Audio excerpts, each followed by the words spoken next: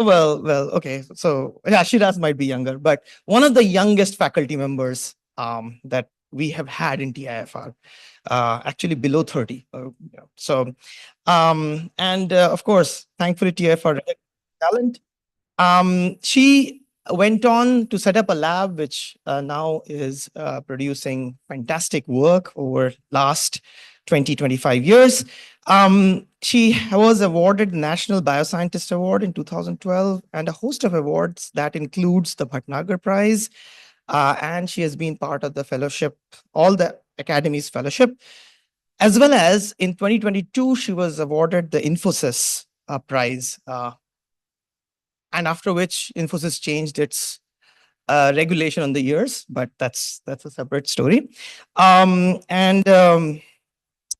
what Vidita is known for is her, fantastic work on finding the role of serotonin in shaping neurocircuitry of emotion. And that is something that I heard when I was a VSRP coordinator in 2012, and I had invited her. It was fantastic work on methylation that she talked about. This was great. So Vidita is going to talk about mapping the neurocircuit responses to a serotogenic psychedelic relevance to anxiety. Thank you, Vidita. Thank you, JD. I guess I should be grateful that you restricted yourself to not saying other things that you might have perhaps wanted to say. Yeah. Okay. So this is not going to be on YouTube, which means let's keep this interactive. Thankfully, there's no evidence of this. In the process of giving these talks, and because they're on psychedelics, I find myself at the receiving end of many inquiries, which are beginning to get terribly worrisome. And my alternative career post-retirement is pretty much set, which is a little frightening. So perhaps not having it on YouTube is just a good thing. Okay. All right. So let me tell you about the modern history of psychedelics, not the traditional and older history of psychedelics. They've been around for as long as human beings have been crushing up fruits and vegetables and plants, people have consumed psychedelics. But this is sort of the more modern history. And it shows up in 1897 when Arthur Heffter first isolates and identifies mescaline from the peyote cactus. Peyote cactus was used by the Incan civilization as part of their pagan ceremonies. It's considered to be sacrament. You consume it. It allows you to alter states of consciousness. It is probably one of the few tools we actually have where when you reliably give it to an individual, an animal, it alters states of perception quite strongly. And so when we think of what is the holy grail in neuroscience, it is indeed consciousness. It's perhaps the only molecule that can directly go in and alter states of consciousness, other than anesthetics. But then it's a little difficult to ask a person on an anesthetic, what are you experiencing? Whereas with a psychedelic, you can still inquire of your subject, what are you actually experiencing? But the big sort of event in more modern history of psychedelics happens in 1938 when Albert Hofmann is actually attempting to synthesize a fungus-derived antibiotic and manages not to design a good antibiotic at all. He's using ergot alkaloids and he ends up making LSD, which doesn't kill any bacterium in sight. And he parks it on a shelf for a good solid other 5 years and forgets about it because he's obviously failed at making a good antibiotic. But what he's actually made is lysergic acid diethylamide. And one day, it's unclear why, in 1943, a day that is now celebrated as Bicycle Day, he decides to consume what he thinks is a really low dose of the drug, 250 micrograms. That is an extremely high dose of LSD. LSD is highly potent. Very low concentrations in the microgram range are enough to alter states of consciousness, alter perception quite drastically. And so he takes the drug and he's actually making notes about what is happening to his own body. And as he's doing that, he's convinced he's dying because the world seems to be dissolving around him. But his heart rate is normal, his blood pressure is okay. Everything in terms of peripheral information is okay. The doctor comes. He's convinced that's the end of his life. He then realizes that he has synthesized something very, very potent. And that then results in actually eventually the first clinics using LSD in psychotherapy.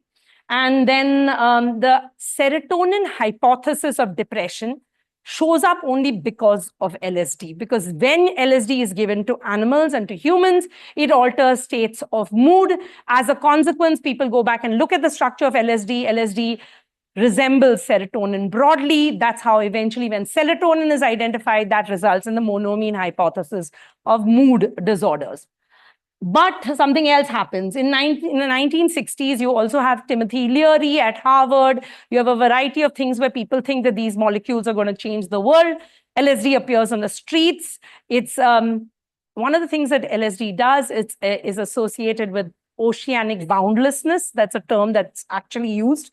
It's very difficult to justify war to a bunch of people when they are on LSD. As a consequence, if you think about the 60s, the ban on drugs happens. The ban on nuclear warfare, of course, doesn't happen. So that's an interesting timeline, and that itself makes for very interesting comparisons of what, as a species, we have chosen to ban or not ban.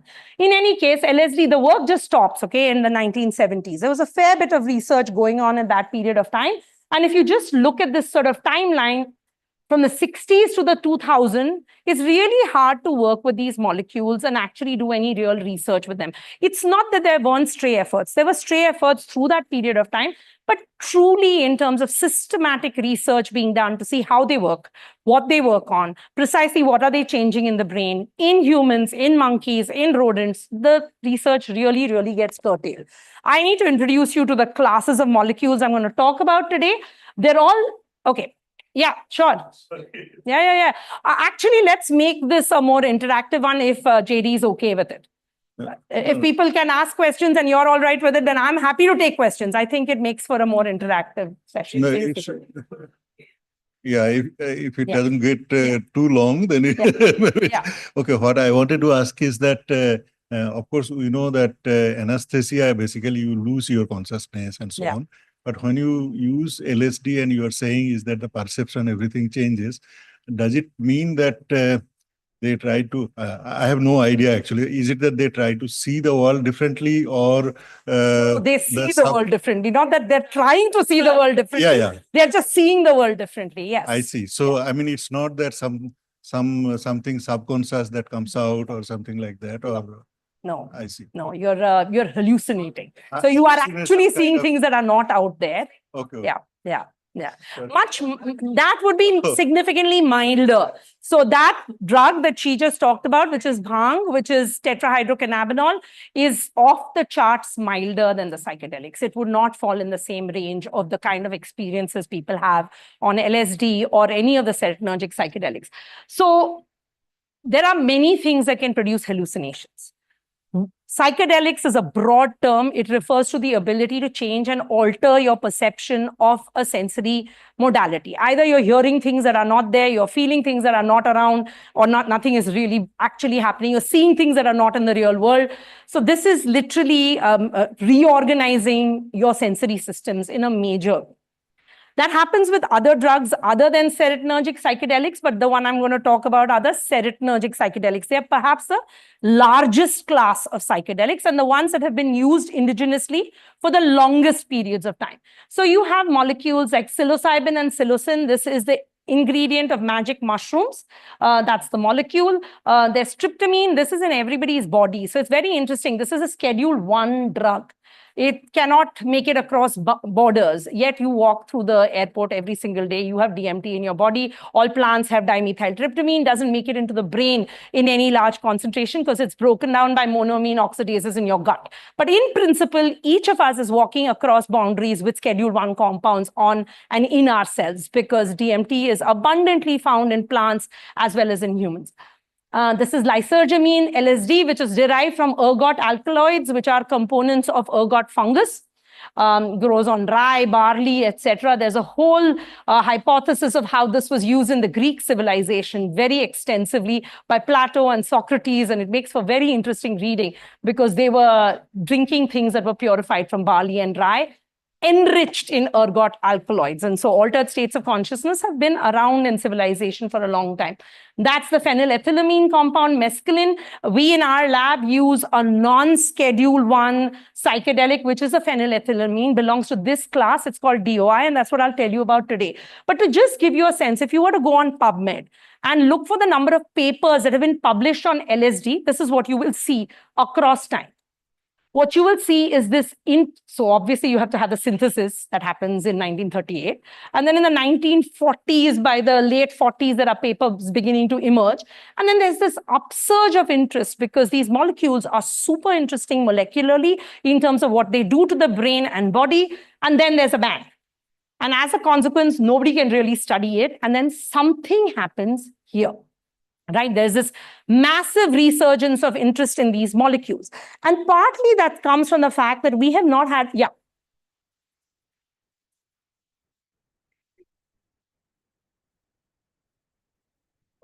Retinogenic. So is that an Yes. essential feature or is it a class? It's a class, but it's also an essential feature. You need the drugs to work on specific serotonin receptors to at least produce a subset of the behavioral states associated with these compounds. So yes, it's not just coincidental, but it's also vital to some of their behavioral effects. I'll show you that in you don't have the receptor, you don't get the effect. Yeah. So here are the molecules, just that the ones that I just introduced you to. This is the star of for our lab. We use DOI routinely, and it's a phenylethylamine, like the mescaline, which is from the peyote cactus. Why did this whole area become of hot interest in the last decade? It is now currently singularly one of the most exciting breakthrough areas in medicine. It's because people began to realize that we actually don't have great drugs for depression and anxiety. We've been treating it by just tweaking what we found in the 1960s and 70s, minor tweaks. So we had first generation, second generation drugs that came one after the other. 30% of patients don't respond to any of the existent medications. So 1/3 of patients are not responding. All the drugs are slow acting. It takes minimum 3 to 6 weeks for the drugs to have effects. Very difficult to get compliance because once you start, you don't know if it's going to work and you have to wait a good 3 weeks to even find out if it will work before you can switch to another drug in case you're treatment resistant to that particular drug. So there's a real burning need for good quality treatment for generalized anxiety disorder and depression. It is also the single largest emerging illness in our times in terms of neuropsychiatric disorders. So it's a serious burning problem. But we don't know how these drugs work. Anecdotally, we've known that they do something. Okay, we've known anecdotally for a long time because people have taken these drugs. It doesn't matter if it's legal or not. People have consumed them and have reported what they felt. One of the things that they reported for the longest time is that they actually felt a reduction in acute anxiety. It is you feel calm, you feel far less anxious, and this has been reported by lots of empirical data, but across the board of diverse serotonergic psychedelics. So now these things are in the clinic.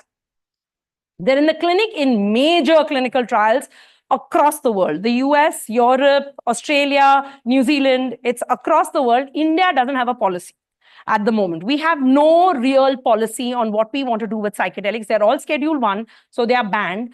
In principle, people are utilizing them, but they're utilizing them from sources that are really dubious. You have no idea of what molecules you're dealing with. People will seek out treatment if they cannot get it in a structured manner. And so not having a policy is really problematic. We'll be playing catch up because everyone else has big time clinical trials already underway. Just to give you a sense of the kind of clinical trials: depression, anxiety disorder, substance abuse, pain, sleep disorder, trauma, etc., etc., etc. Okay, it's a large list and it's actually growing because people are beginning to realize that these molecules are quite potent and quite interesting. Okay, what do we work on in the lab? And that's the point of this NSF colloquium. I also like the NSF colloquium. I didn't say that the acid was the only one that was my favorite. I do like the acid. Okay, so serotonergic psychedelics, we use 3 drugs: DOI, TCB2, and N-bomb. All of them are actually phenylethylamines. They're all non-Schedule 1, so we can access them and work with them. They're cleaner drugs than LSD and psilocybin. They have a slightly more tighter binding profile to serotonin receptors. So it makes it a little easier to work with them because you know precisely their binding properties and you know the likely receptors they're mostly working on. Okay. But they're also a very good tool to use in animal models. What we're interested in is we're interested in the changes in the brain that might produce hallucinations. We're interested in the kinds of behaviors that drive anxiety. We're interested in, at the cellular level, what it actually does within the cell to, for example, bioenergetics, architecture of the cell, shape of the cell, and to all the molecular changes and the signaling changes that arise in response to these compounds. So it goes right from asking questions at a very molecular level, sometimes in a dish in which we grow neurons, all the way up the ladder to asking questions in whole animals when we inject the drug and look at behavior. Okay, so today's talk will be about one particular study, which just got published in October of 2024, and it got some press attention. So I'm just going to tell you about what that story is, okay? I just want you to know what the behavioral effects of these compounds are. I will tell you about one behavior, anxiety. These drugs do many different things, okay? They induce, for example, they modulate social processing, they change anhedonic or hedonic behavior, which is the seeking of pleasure. They alter alcohol consumption, turning out to be a major target for substance abuse. Individuals who have had psychedelics are actually less predisposed to alcohol abuse. So this is actually a whole interesting area of clinical trials as well. Just to give you a sense that there are many behaviors, and associated with that, there are animal models that mimic some component of that behavior. For today's purpose, I'm going to tell you about what we know clinically and empirically, that when individuals take either LSD or mescaline or psilocybin, it reduces anxiety if they have a prior history of anxiety disorder. In the absence of a prior history of anxiety disorder, it is still thought to reduce the anxious state. So it doesn't have to be that the person has the disorder, it just gives that general perception. The equivalent of this in a rat, because that's the first question you're going to ask me, is how do you know your rat has anything that looks even anything like anxiety? How do you even study this behaviorally in an animal model? So I'm going to tell you the story, and those of you who want to switch off and potentially fall asleep can fall asleep if you just watch this particular figure. This is a summary of the whole paper.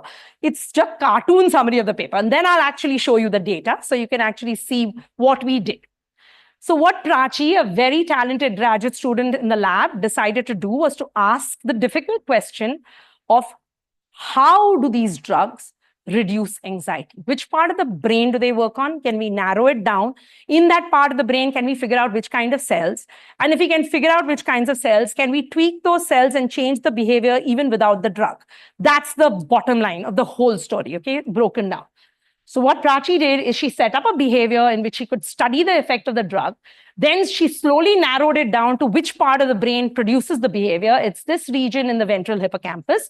Was a big surprise, not the major target we expected, and that itself was interesting. And then in that part of the brain, which neurons are responding? Once you know which neurons are responding, you ask which receptor is it working on in that part of the brain. And then if you can play around with those cells without the drug, can you reproduce the behavior without having the drug on board at all? If this is indeed true, and you know the part of the brain, the cell type that is responding, then in principle, you should be able to tweak the cell without the drug and reproduce the behavioral state. So that's the whole picture. Yeah. Okay, so we'll go through this. I just want to acknowledge that it was a big team.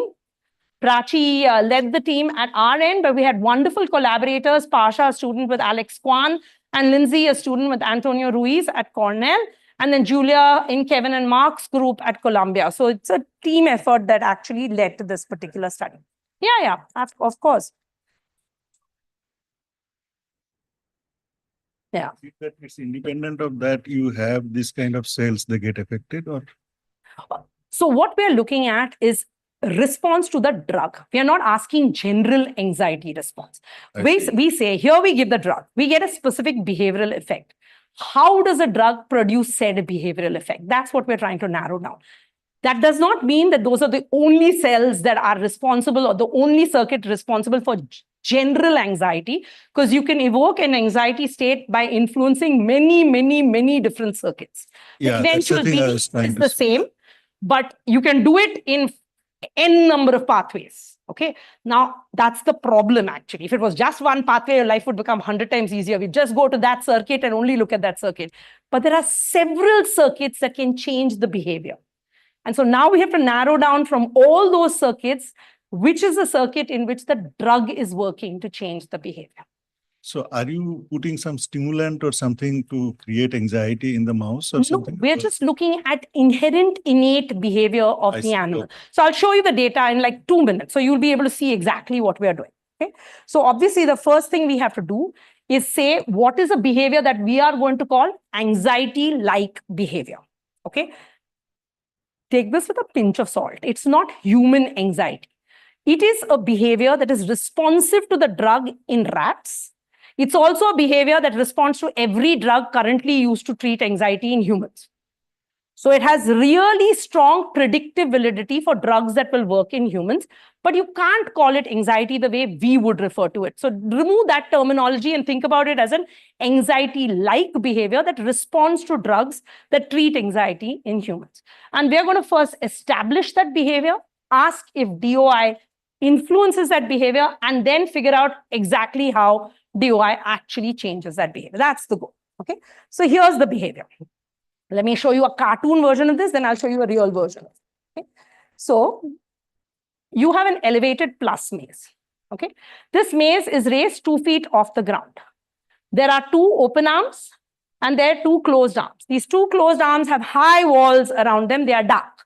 These 2 open arms are brightly lit. All right.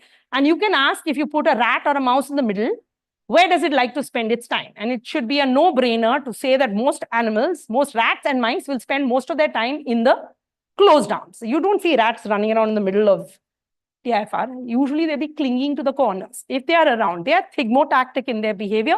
They will avoid open spaces where there is a danger that somebody will come and pick them up and eat them up. So they're inherent, you're capitalizing on their inherent approach avoidance conflict. They like to spend time here, but they're interested in new spaces. So in principle, they want to go out and check it out. And you just sit and watch large numbers of animals while you're not there, but there's an infrared camera and the whole thing is being tracked. And you have nose, body, tail, speed, everything being profiled. So you can say, how many times did the animal go in? What was its speed? What was the latency to enter the arms? Where was the head? Where was the tail with reference to everything? So you just get all this information using a tracking software system that is routinely used. It's called EthoVision. Okay. So what do? We take lots of Sprague Dolly rats, either give them vehicle in which the drug would be normally dissolved, but it's just the vehicle without the drug, or we give them DOI. In this case, we're giving them 1 milligram per kilogram. It gets injected systemically. Then the animals, about 20 minutes later, go into this elevated plus maze, and we watch them for a window of 15 to 20 minutes, where we are simply saying what's happening to these animals behaviorally. Okay. And I'm not going to show you all the data because it becomes impossible to show you every measure. We know their speed, we know their latency, we know how much distance they covered, etc., etc. I'm largely going to be showing you how much time did they spend in the open arms. We could also have looked at distance covered in the open arms, for example. So what you will be able to see is this is control, this is DOI. You can clearly see that animals that have had DOI have no problem entering the open arms and spending substantial amount of time in the open arms. In fact, they quite like hanging out in the open arms. As a consequence, the time that they spend in the closed arms also goes down. All right. Now you'll ask me, what does this actually look like? Because I just showed you a cartoon, right? So you want to see the real thing. Here's the real thing. Here's a tracking happening. And this is speeded up 8 times. So obviously they're not running like this, but this is, you can just see, and it's tracking. So the software will track. This is right now tracking the center of the body. We can track the head. We can track the tail. So it's just tracking. How much time is it going out? And yeah, there it goes into the open arms, then goes back into the closed arms, and it's exploring the territory, right? And what we can see is if we start at 0.2 milligrams per kilogram of the dose, yeah. You just asked a very good question. Once in a blue moon, one brave rat will jump off the arm and run away. It's a rarity, but every now and then, not the vehicles, but with our DOI, we have an animal that goes to the edge, looks over the edge and decides, I will just take a leap, and it jumps off. But then we can't include it in our data set because it's gone. So we had that happen with a couple of animals. You just lose them. You can't include it in your data set. There's will be a blank spot. There's no tracking. It's left. Right? So that happens rarely. Normally with the controls, you will never see that. You will not see a rat just go to the end and literally take a leap. But this does happen while the animals are on the drug because they spend quite here. Just look at the heat map for this. The heat map will start giving you a sense of that. Look at the way the DOI guys are hanging at the edge of the open arm. They're hanging out at the edge of the open arm, literally looking over the edge. So it's rare to see them jump off, but those get eliminated from our, we have to write that we to take out those animals. We can't do anything about it. But what I want you to see is the dose response. Here's 0.2 milligram per kilogram, nothing is happening. So you've given the drug, nothing happens. 1 milligram per kilogram, the animals are already really, we've also done 0.5 mg per kg. We've done quite a few doses. Here's 1 milligram, here's 2 milligram. For the rest of the study, we stuck to 1 milligram per kilogram. But what you can see is here's the percent time in the open arms, here's the percent time in the closed arms, binned into the first 5, the next 5, and the next 5 minutes. So just across that 15-minute stretch. And it's obvious that just having the drug on board fundamentally changes the behavior on this elevated plus maze. You can ask whether this is anxiety or not anxiety. What we will call it is an approach avoidance behavior in which these drugs give you potent effects. Much more potent than what you would see if you were on diazepam, which is the drug currently used to treat anxiety in humans. It will also give you a similar effect, but nowhere on this kind of scale. Yeah, no, you are not seeing the scatter. So I took it out to make life easier. There is obviously 15 animals per group. There's a scatter around it. And yeah, you're just seeing the means, right? With the standard deviations. Yeah, but no, you're not seeing the scatter. The paper has it all. So you'll see all the data sets. You'll see the distribution of all the animals. But 15 is kind of the numbers we will be working with in each cohort, repeated multiple times. Yeah. Okay. All right. Yeah.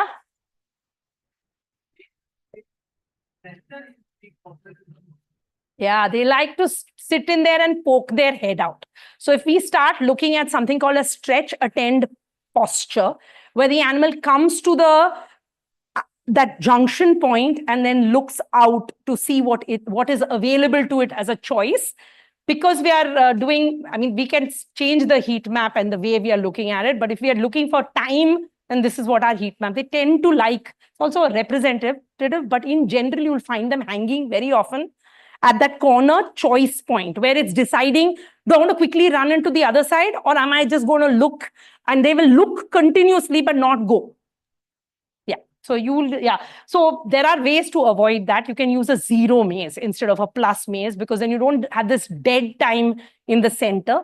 But people routinely use either this or a 0. So in the 0, either you're in or you're out. You're not in this in-between no man's land. But yeah, we will see that. Okay. The next question is this happen differently in males and females?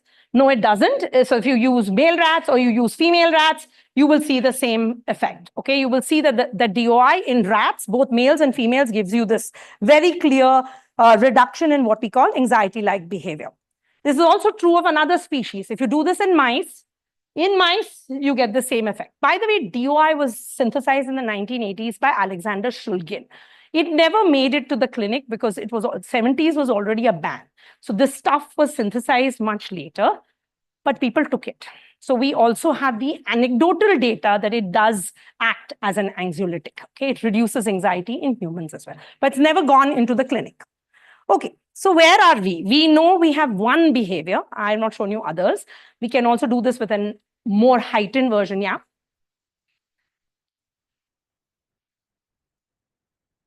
Yeah. For how long the drug effect lasts? The drug's on board at least for the next 3.5, 4 hours. By 6 hours, it's almost all washed out. We've also looked 24 hours later. Some behaviors show up at 24 hours, but not this set of behaviors. This behavior is relatively short-lived and acute. It goes away. We have a totally different behavioral set show up at 24 hours, which is actually a reduction in despair-like behavior. So the antidepressant-like effect shows up later. The anxiolytic effect shows up first, overlapping with the window in which you see the strong hallucinatory effects, which is this early window, acute action of the drug. Yeah, but this behavior will not last. We went out to 24 hours, we don't see. And the receptor of this drug, is it present only on neurons or it's present on non-neuronal cells also, somewhere else in the body? It's present on many cells and elsewhere in the body, on platelets, in the brain, on different cells in the brain. I wish it was as simple as it was only on something that we would have been able to narrow it down with, but it's quite ubiquitous. The 2A receptor, which is the main receptor, is everywhere. So that's one of the reasons why narrowing it down becomes a challenge, because you don't know where it's working. You're giving it systemically first to confirm, and now you need to narrow. Okay. So now that's the precise next question. First of all, we have to ask, is this happening in the brain at all? What if it's happening somewhere in the gut, which changes some ascending system, which then changes something else? It could be anywhere, because we are giving it systemically to the animal. Humans are taking it systemically. So the next question is it the brain? If it is indeed the brain, where in the brain, right? And that's where it comes to the question that Carlo asked, which is, how do you know which circuit is producing this behavior? All these circuits are implicated in this behavior. And that's the rat brain. That's the front end. Those are the olfactory bulbs. The nose would be here. The back of the body would be here. So all of these circuits bilaterally, because you're just seeing the left half of the brain, all these circuits are implicated. So starting to narrow it down is a challenge, because you don't know which part of the brain to, in some sense, hit. And what you want to do is get the drug only to that part of the brain and leave the rest of the animal and body alone, right? So you're only now delivering the drug locally. So that's exactly what Prachi did. She said, I'm going to go for players I think will be involved. And she thought it would be the medial prefrontal cortex, either the prelimbic or infralimbic, ignore the jargon, or the basal amygdala, strongly implicated in fear, or the dorsal hippocampus and ventral hippocampus, lowest on our list. They are implicated in general anxiety, but they don't have too much of the receptor. So they were in our list, but we could have kept going the list, just to give you a sense what that list could have looked like. We went for about 8 regions. I'm showing you 5. And from the 5, I'll show you what we found. So what are we doing? What we are doing is now delivering the drug straight into the brain. Okay. Just to give you a sense, if you cut through the brain rostrocaudally, you will see circuits show up like this. And we're going to be hitting many, many different circuits, delivering the drug locally. That's the ventral hippocampus right there. So what we have to do is surgically implant cannulae into the brain. These are survival surgeries. They are full-fledged neurosurgeries. We're everything. We're the anesthetist, surgeon, and recovery person, nurse, everything, right? We're doing it from end to end. And Prachi must have done more than 1,500 surgeries in the course of this work. So she is an expert neurosurgeon when it comes to doing neurosurgeries on rats and mice. So you have to anesthetize your animal. You have to head fix it so that the brain is not flopping around. Then you use a map, which allows you, for that size of animal, to open up an area on the skull and use bone joint, bregma and labma, bone joining patterns to locate the region you want to hit. You bore a hole using a dental burr, which you would have heard at the dentist and causes most people anxiety guaranteed, because that sound does that. So we use a dental burr, make a small hole, go in and implant cannulae into that region, close it with dental cement, suture up the brain, and then the animal goes and hangs around for 3 weeks, totally recovers from the surgery. 3 weeks later, we come in and we say, we'll just put DOI, but we'll only put it into that part of the brain. And then we'll watch the behavior on the elevated plus wave. So that's what it is. I decided not to show the video of the surgery. The last time I showed it, Shankar went pale. So I decided, perhaps in the interest of not showing it to this audience, a little bit of blood, because the blood, the brain is vascularized. But they're fine. They do well. All this has ethical approval. Okay, so here's what we do. We go into the medial prefrontal cortex, to the prelimbic, to the infralimbic, to the amygdala and the dorsal hippocampus, and nothing happens to this behavior. I'm only showing you one measure, but we run the whole battery of things we are reading out, right? I'm showing you time in the open arm. So now from now on, I'll only show you one measure, which is % time in the open arm. So the data sets are too large to share fully. So you can see that nothing is happening if the drug is going into this part of the brain. Okay, so maybe it's not any of these circuits. So what Prachi found was interesting because it turned out to be the ventral hippocampus, the CA1 subiculum region of the ventral hippocampus. When you deliver the drug into that region, you see this clear increase in percent time in the open arms when DOI is directly delivered to this part of the brain. What does that tell us? That out of the 8 regions we looked at, and the 5 of them are shown here, no effect, no effect, no effect, no effect, decrease anxiety when we go into this one circuit. It, of course, doesn't tell us that there aren't other circuits. I mean, we just happen to have eight. The brain has multiple circuits. It's always possible there's some other circuit which we haven't looked at.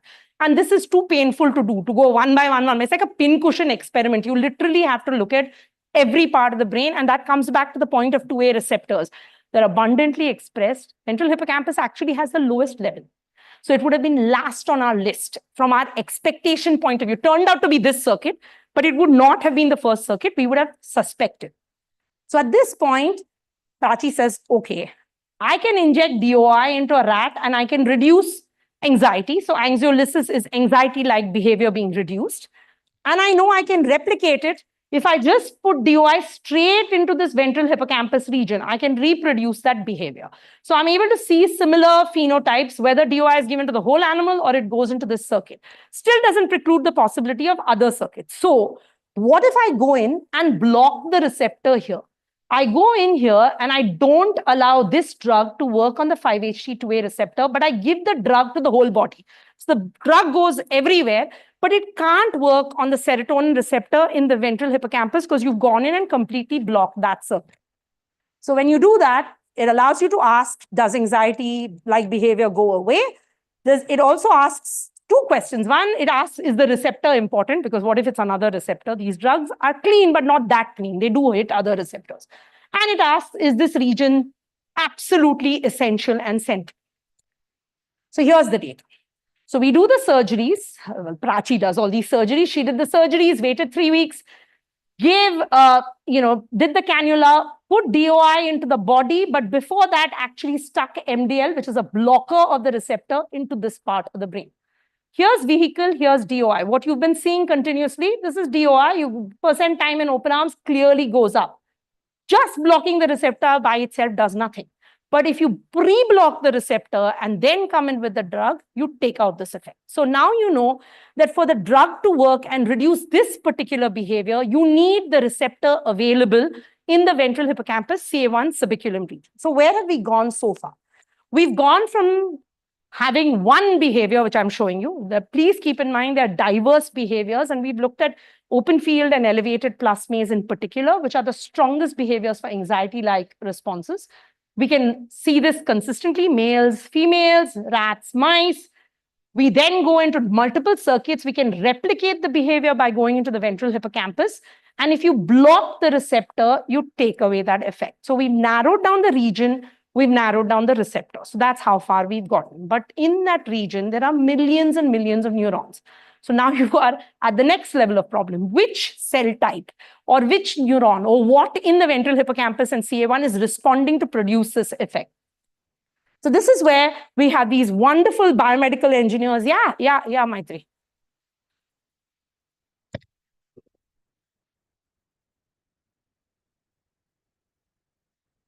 Do they alter perception? They don't do perception. And we know that we don't see any of the proxy behavior for hallucinations if we go into the circuit. We had a reviewer who asked us precisely that question because psychedelics produce altered states of perception so strongly, it's not this circuit. Yeah, that's where Mahati is going with asking precisely which circuit for the hallucinatory responses is not this circuit. Yeah, so that was something that is a big debate in the field. Do you need the altered perception to get the effects on anxiety? Our data suggests that they are parcellating into different parts of the brain. Whether you need it eventually in humans, we don't know, but certainly you can parcellate them very clearly in rodents. One circuit for this, another circuit for something else. And we don't know the circuit for hallucinatory response. Yeah. So coming back to this, so what we had is wonderful help from Pasha, and Pasha was a graduate student in Alex Kwan's lab, formerly at Yale and now at Cornell. Pasha took on the very painful tasks of recording from all the neurons in that part of the brain. Okay. And just to give you a sense, across time, the number of neurons we are able to record from has changed quite drastically, largely because of the quality and technology with electrodes. We're using CMOS electrodes now. They're called neuropixels. You can go in and record from 5,000 neurons more, right? You can keep doing. So without the engineers, we don't have this ability to say which neuron, how many neurons, what are they doing when the drug is on board. But these are painful experiments because you're implanting these electrodes into the ventral hippocampus. You stabilize the animal and then you go in with the drug and start recording to see what is the kind of firing pattern you see. Keep in mind, we will record from everything in the path of the electrode. The data sets are very large. We have right now only looked at what is happening in the ventral hippocampus. Above the ventral hippocampus is it's essentially the visual cortex. So what you would have got is what is happening in the visual cortex of these animals because the drug is given systemically. So Alex is actually looking at that currently. Yeah. That means you said multiple neurons.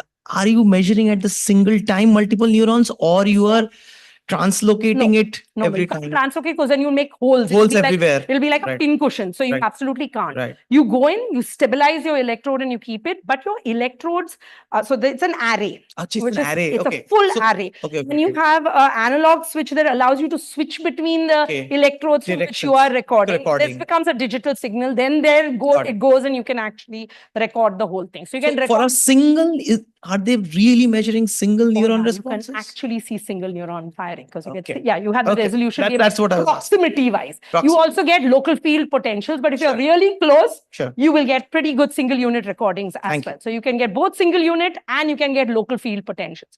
And this is changing the game in neuroscience because one of our biggest problems has been that we are very restricted in being able to record from little things. In humans, you can get the whole area. You will lose the resolution and detail. In rodents, you can get little, but you lose the whole. So this forest tree problem in neuroscience is a huge problem. Now, the possibility with where things are going, you'll be able to record, this is one region. This takes everything in the path of the electrode. But what people are doing now is going into multiple regions simultaneously and recording the entire network at the same time. Yeah. There are no correlation being found in such kind of between the different regions, because it need not be need not be single neuron responsible for this, and Absolutely. a circuit together. 101%. I'm showing you the first circuit we think. The next thing we will have to ask is who's the circuit talking to? Absolutely. If we were in two regions at the same time, we'll look at phase locking. We'll look at whether they are strongly synchronized, what precedes what. We are in one region right now.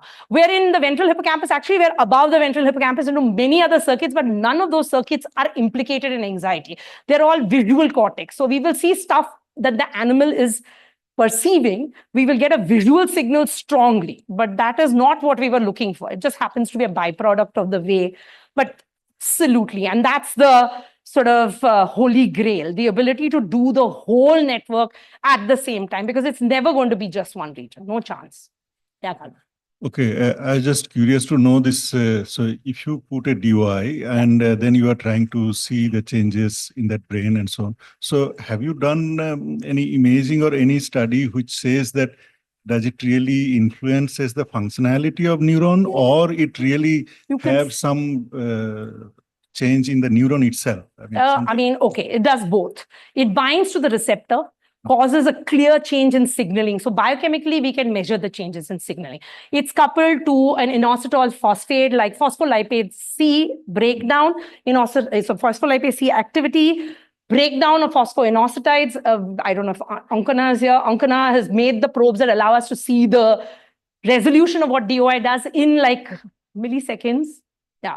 So we can actually see exactly what's happening at the membrane. So absolutely, we can see the signaling events. We can measure the biochemistry. It's a little slower than what Ankana's stuff allows us to do. So we see that. All the work with Shudipto tells us it's affecting not just the receptor, it's directly affecting the membrane, which is a little scary because that means that we think these are signals for one receptor, but by affecting the membrane, it's probably going to change the signaling through a whole bunch of unexpected receptors which it doesn't even bind to, but by just changing membrane fluidity. That has opened up a complete can of worms, but it's a very interesting observation. But it can also have then permanent effect. It does have permanent effects because some of these things change neuronal structure. So the thing I'm not talking about is it changes synapse number, it changes dendritic arborization, it changes the whole tree of the neuron in a sense. So yes, single exposure, long-term consequences. Absolutely. And that has been something people have seen with hallucinogens clinically as well. One exposure, big long-time effects. That's one of the interests in these pathways. So, okay. So what did Pasha do? Pasha head fixed these mice, and now we're in mice.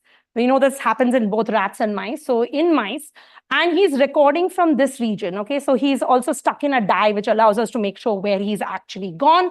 And then you can look at the firing rate of neurons and divide them into regular spiking versus fast spiking. That just allows us to segregate them into categories. What has a regular spiking rate and what has a relatively fast spiking rate. Fast spiking is interesting to us because it's a different class of neurons from the regular spiking. They tend to be inhibitory interneurons. So I'll come to that in a minute. Okay. And so you just segregate them and then you ask, okay, if I am now recording from multiple neurons, here's the time point at which my drug goes on board. Here's the time point at which an injection goes on board. Injection itself will cause some effects because it's a poke. And that also induces a response to having an injection. So there is an injection-evoked response, but we're looking for what's over and above that, right? And we can record, and we can clearly see that we have a bunch of fast spiking neurons really getting activated, okay? And it's a reasonable fraction. This is not a large number of neurons in the circuit, but because of the way they are wired up, they have a disproportional effect on the whole circuit. They are the gain controllers. They actually synapse on all the projection neurons right near the soma or at the point at which the signal is leaving and can just shunt it by shutting it off. So this is it's a small population of neurons with very, very potent effects. So this is what they saw.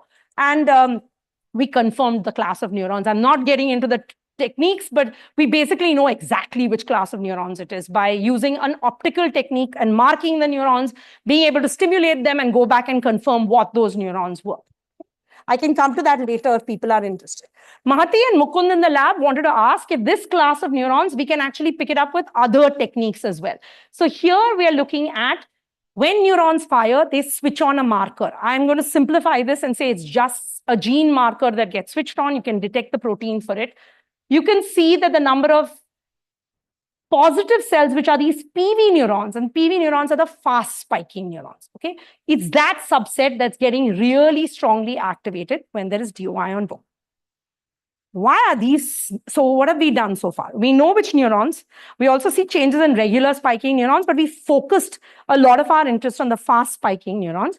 And the fast spiking interneurons, these PV interneurons, have the ability to regulate the whole network because they have the ability to shunt it.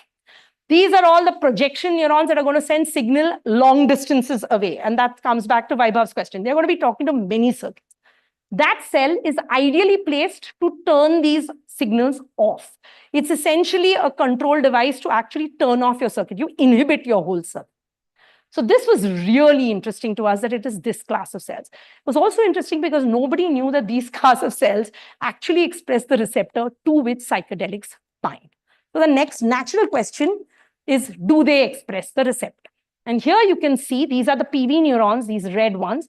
The green is a signal actually for the receptor. It's an antibody staining. And you can see that it is present, and it's also present somatodendritically. So right on the cell, allowing you to shunt the signal very strongly or have a very strong effect on the signal. In the interest of time, I'm going to skip this. More ways of proving that these cells are expressing what they have, okay? But I am going to spend 1 minute on this because this is going to get a Nobel Prize. It's just a matter of when it's getting a Nobel Prize. Not our work, the guys who did this technique. It's just a prediction. Everybody's had this prediction. Problem is there are too many people who discovered it, so they can't decide how to resolve the fight.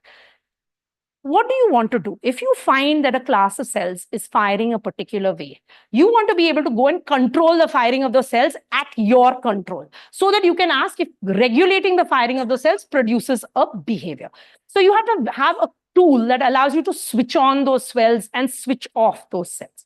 There are two ways you can do it. You can do it optically, or you can use a chemical signal to do it. Either one of them. I'll tell you the opto, because the opto is probably going to be the thing that gets that Nobel Prize. Everybody's been waiting for a decade. It hasn't happened. It's called a quasi-surprise.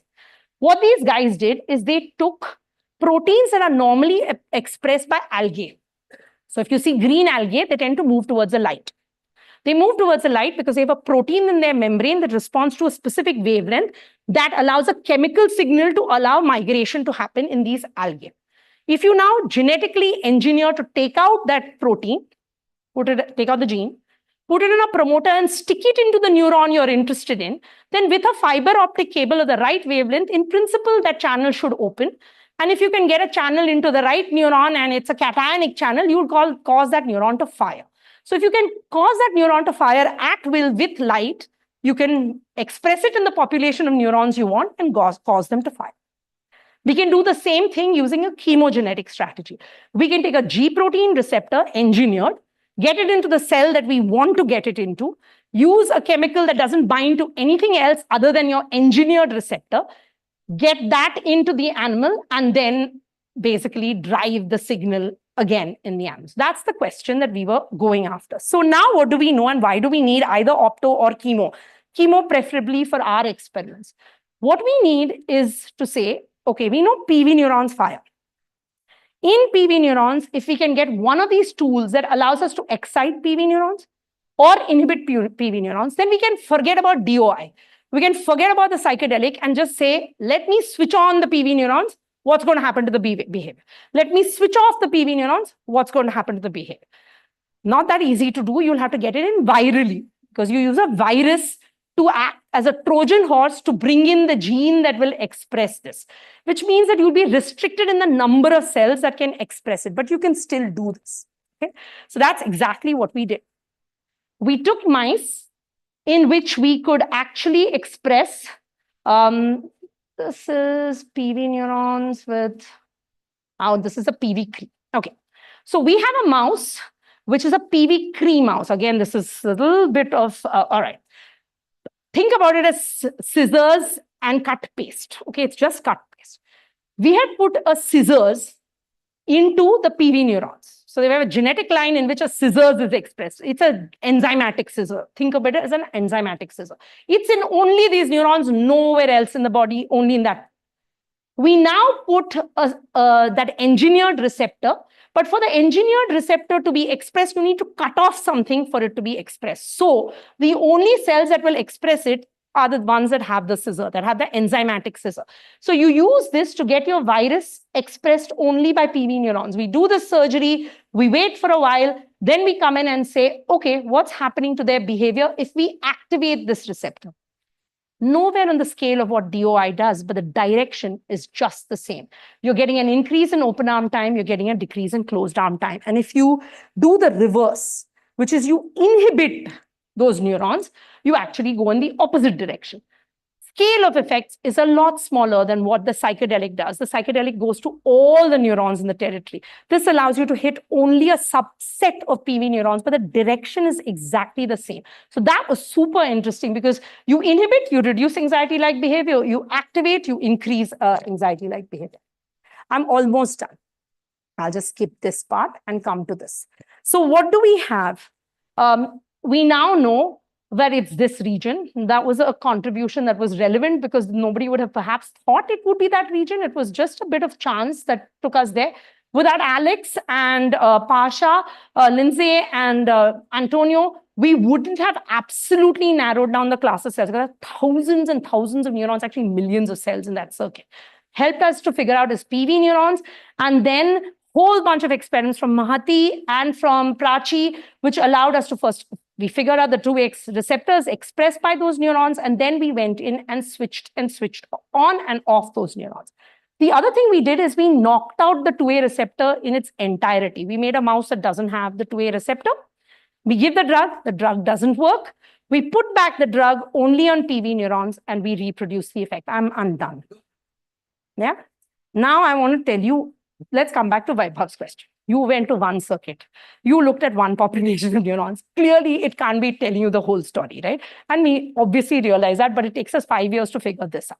This is where the problem is. The problem is, it's the Mullah Nasruddin analogy, which I keep telling my students. Mullah Nasruddin was looking for his ring.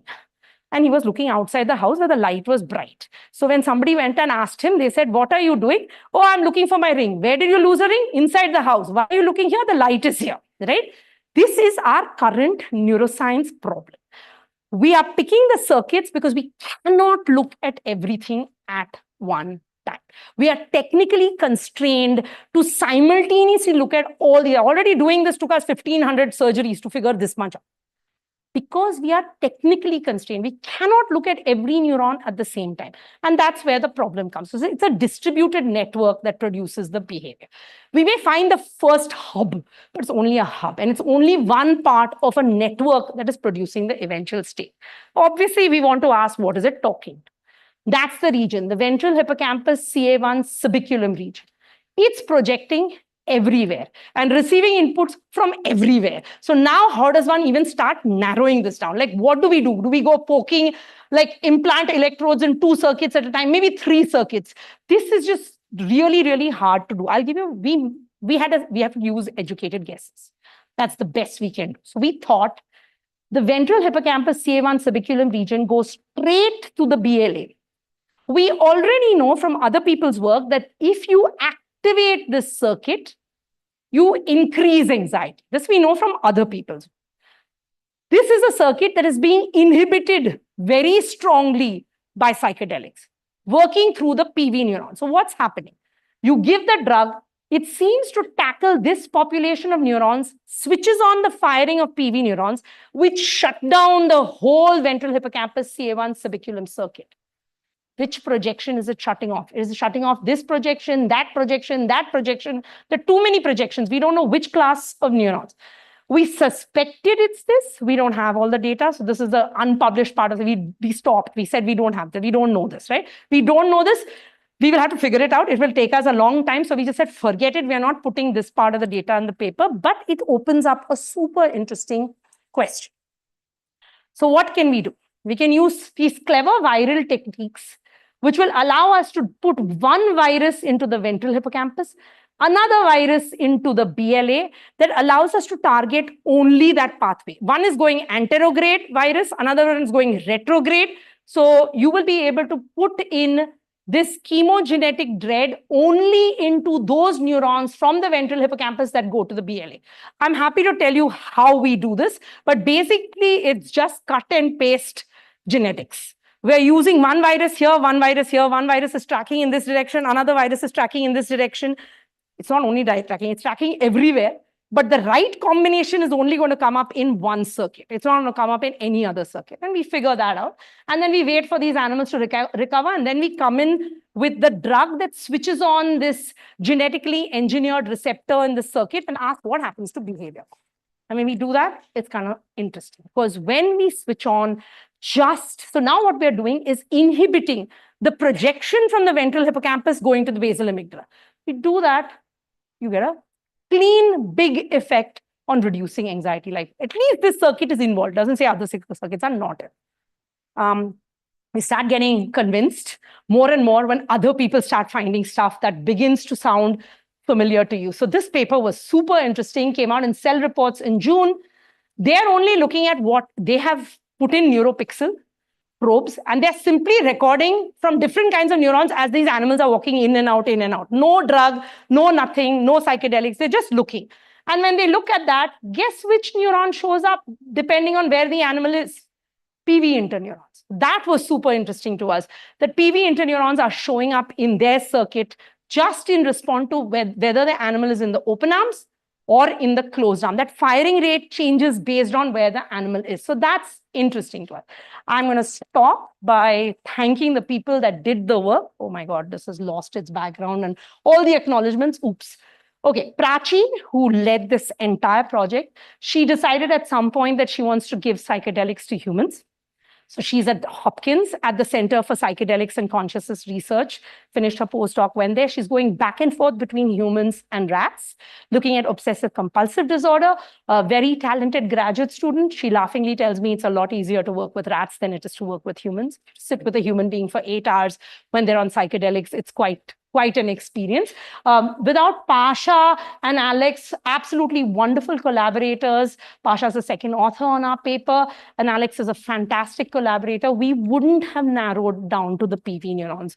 We might have suspected, but we wouldn't have gone there. It would have taken us a lot longer. So that's absolutely a vital collaboration. Antonio and Lindsay in his lab for coming in at some stage, actually in the revision, to help us with the opto data on this particular paper. Mahati, who has championed getting this paper across the fence and has become, again, another expert surgery person. Sheetal, without him, no work is at all possible. All our rats and mice, we owe a huge thanks to him. Mark, Kevin, actually Julia for showing the expression. So it's a team. It's a team effort across the world. TIFR, DAE, PVF grant funding, JC Bose Fellowship, and a Fulbright Fellowship. Yeah, and I am done. I'm done. Well, that's why, Vidita, I'm a big fan of yours. It's just fantastic colloquium. Thank you for that's just connecting everybody together. Questions? Yes. I will first go to Ravi. You have asked questions. Maybe I should open the presentation in case you guys need to have questions from there. Yeah, thanks, Vidita. I mean, this is fantastic talk, actually. I think I kind of somewhere lost the molecular scale picture, actually. I think so. You did show that I didn't show you any molecular work. But no, I mean, you did show that by blocking the receptor, I mean, you're able to get this anti-correlation in terms of the data, right? So that gives me that the receptor actually is having an effect. Oh, yeah. Overall, right? Absolutely. Now, are the receptors differentially expressed in terms of the neurons or Yeah, you're asking the difficult question of what's going on. Okay, so let's say this is the circuit, okay? And these are your projection neurons. They are the ones that are going to carry signal out, okay? Then there are neurons here. These are your PV neurons. And their job is to kind of block the signal as it leaves. You're asking me the question where the receptors are and what signal. There are receptors here. There are receptors here. There are receptors here. There are receptors on glia. There are receptors on microglia. So now the question becomes, when the drug comes in at the dose that it is coming in at, it will work on all. So not like we can say it's not working on, it's only working on this and not working. Absolutely not. There's no way, right? Because at the affinity that it's and at the dose that it is, it will signal here. But this particular behavior seems to be driven by this population of neurons. Now, the granularity of what you're seeking is a difficult one for us to answer, partly because we're talking about 1 million neurons in this circuit, all distributed. Right, there has to be something different about the density of the receptors, because ultimately... Yeah, so when you record, you can tell what is happening to every cell. So it's not as though these cells are not increasing their firing rate, but it's a much smaller fraction. There's a smaller fraction. If you do binding or you look at expression, the expression, 95% of these neurons express it. It's down to about maybe 65% of these neurons. Because we actually looked at the threshold. Yeah, so but that distribution is not enough to hang the full explanation on. We don't really know. So if you ask me at a signaling level, why aren't we recruiting these neurons and driving an excitation instead of hitting these neurons and driving an inhibition? I can't give you a good molecular answer. I can tell you that's what happens. I don't have a sense why a 65-95 shift is enough to drive this one more than this. At the doses we are at, we would be recruiting most of those receptors. But I think these neurons are fast and they are gain control neurons. They shunt the circuit. So you activate those.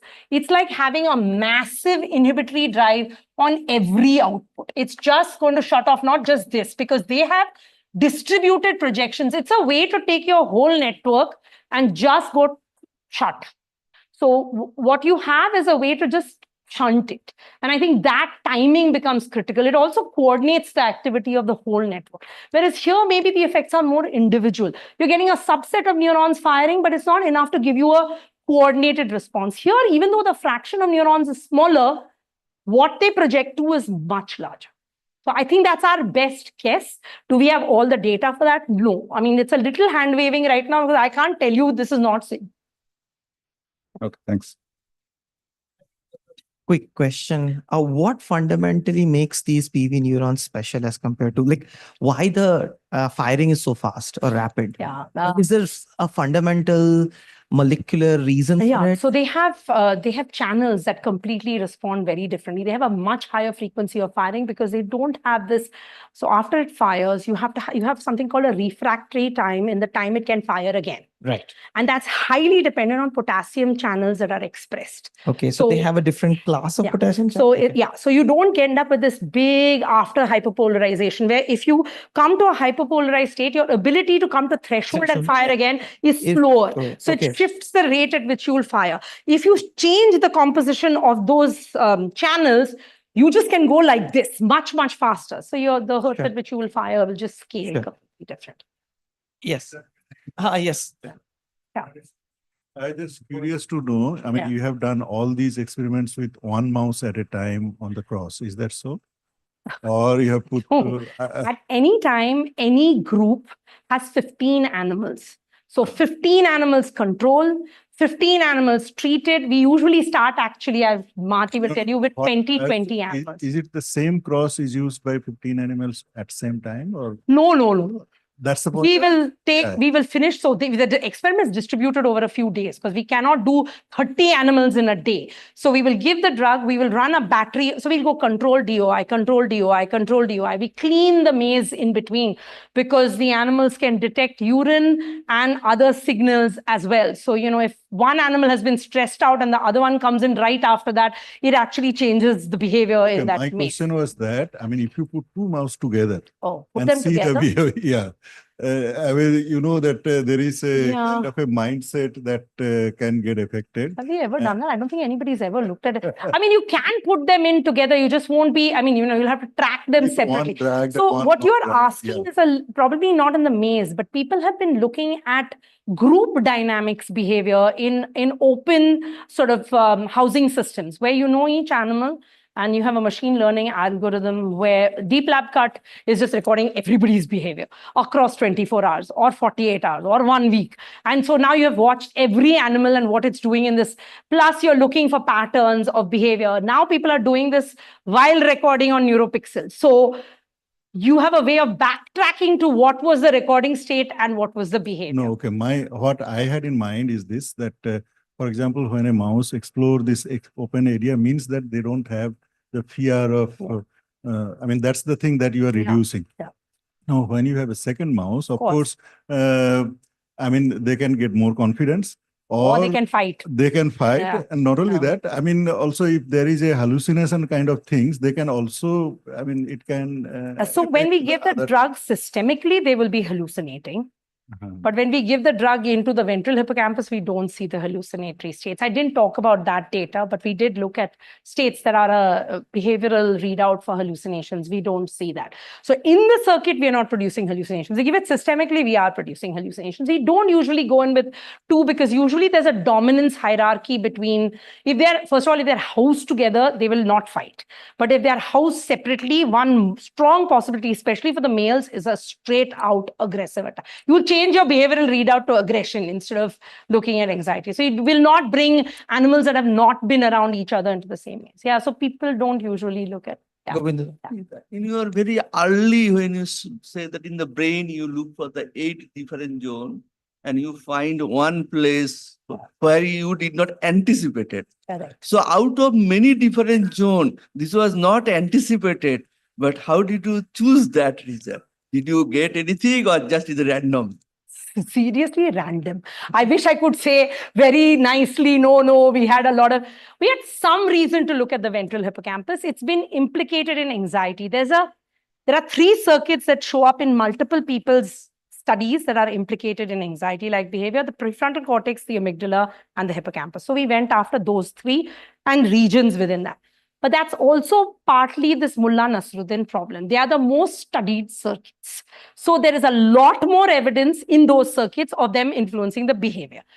When people have looked at other circuits, then you get this.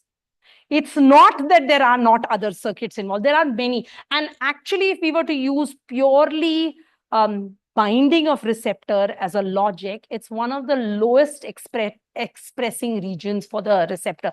Receptor is much more expressed in the prefrontal cortex. So if we had said purely binding, we would not have gone there because it's much lower. But it seems to be on the right class of cells. I think that's the key, that it doesn't have to be high. It just has to be on the right neurons. If you have it on the right neurons, the effect can be much larger than what you would predict based on purely binding. Yeah, I wish we could say we had a very strong, good reason, but it was not really. So just a small question. You are checking the effect of the drug on reduction in anxiety-like behavior. How are you inducing anxiety in the We're not inducing anxiety. What we're looking at is an innate approach avoidance behavior. These are not animals that have gone through any prior history of stress or trauma or anything, because the drugs work on everybody. You don't have to be, it's not that they're given only to patients and they give you this. And empirical evidence clearly indicates anxiolytic effects in controls, control populations. So we just took an innate behavior that all rats and mice show. They show this innate approach avoidance conflict. They will approach, but they will also avoid specific zones that are a source of a higher kind of fear response. So that's why we're just tapping into a well-established behavior that happens to respond to the drug. So, otherwise, you'd have had to invent the behavior. That's already hard enough without having to do that. Vidita, yeah. Maybe there's something that I did not understand. So in your experiments, when you are doing the probes where you get the signals, you had immobilized the rat. It's a head fixed animal. Yeah. But in the other experiment, 2024, when they had shown it, they were actually moving. The rats were moving. Now, correct. So when your rats are moving. I'm so glad you're not my reviewer. Yeah. No, you're absolutely spot on. It's a head fixed experiment. It's head fixed because, first of all, this is deep. It's harder to do those This was also a region that Alex and Pasha were not familiar with. They routinely record in the PFC. We were pushing them to record in the ventral hippocampus because of what we already saw. So we dragged them into a circuit they were unfamiliar with. We can do it in freely moving animals where they are not at all anesthetized or at all. We can absolutely do it in that cohort. We haven't done it yet. Thankfully, currently, the expectation of the journal will be that this is bad enough and hard enough that we will let you get away with it. But it's an absolute spot-on question because we have to head fix. There's a stress associated with the head fixing. There's a stress associated with some of the anesthetic that you have on board with the head fixing. But so do our controls. So we are hopefully not catching some really messed up signal that is a consequence of a head fixing and anesthetic, which is there in our controls. But it's a very fair criticism, and absolutely the next step would be to try to do this in freely moving, behaving animals while they are doing the behavior and you're recording. Yeah, that would be the next natural step. Hopefully the reviewers did not ask us to do precisely that. This is a really tricky experiment to do, but we didn't do it. Okay. Last question. Was there any addiction-like behavior observed for these kinds of drugs? Yeah. So so I should have probably started with the addictive potential of these drugs. They're non-addictive. They're not hitting the ventral tegmental area to nucleus accumbens circuit. That's the circuit that is hit by nicotine, heroin, cocaine, alcohol, etc. All classes of drugs that have strong abuse potential. This class of drugs, as well as cannabis, does not fall into the class that hits that particular circuit. That is not to say that they aren't utilized. They're utilized because of the way it makes people feel, but not because of a strong physical dependence or a strong craving, because it's not hitting that circuit path. So yeah, no, they're not abused from their abuse potential of being strong dependence evoking. Yeah. Okay.